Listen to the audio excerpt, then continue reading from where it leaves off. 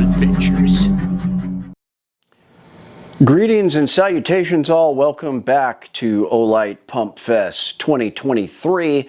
Everybody likes to diss Glock, and it is true that we would like to see them innovate a little bit more, come out with some interesting stuff rather than just release the same pistol with front serrations, things like that.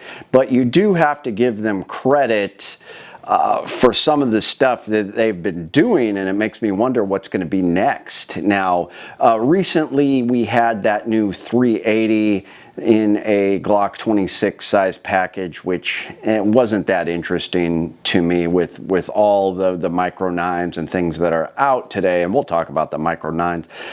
I still was not interested in that pistol just because I don't really care for the 380 that much. It's okay, it's kind of interesting, but didn't really grab my attention. However, it's only been a year or so, 10 months, a year, since Glock released a couple things. We'll start off with the Glock 20 Gen 5. That was huge. I have that here, and it is safe. We'll take a closer look at this, but they released this, and it is the latest version of the beloved Glock 20 Gen 4 10 millimeter.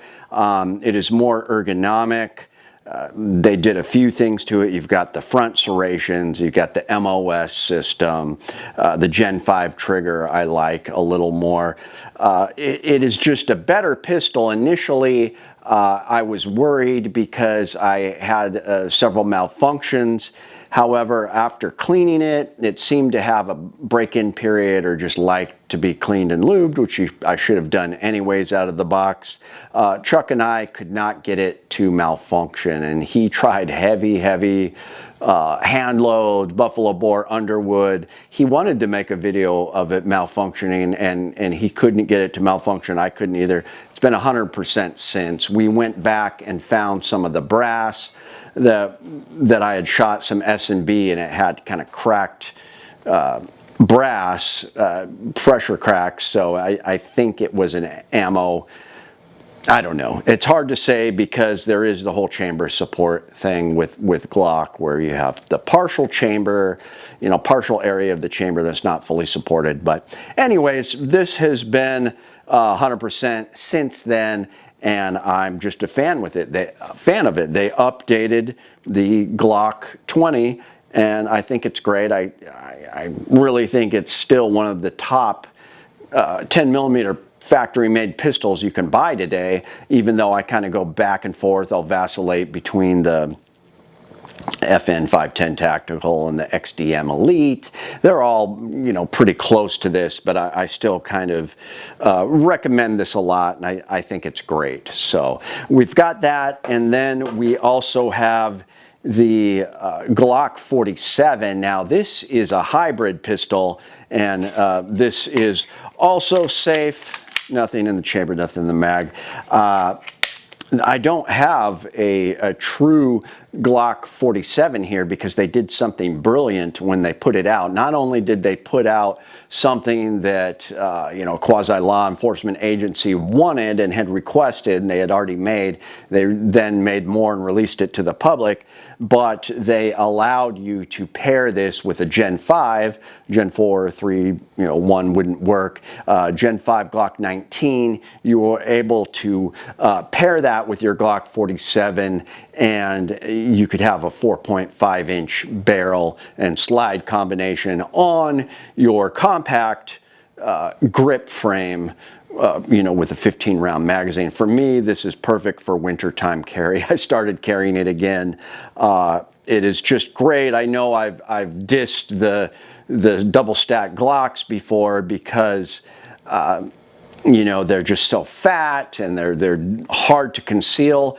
That is true in the winter time, but there are tons of people who still get away with concealing a compact double stack pistol, and really you want to carry the biggest pistol you can.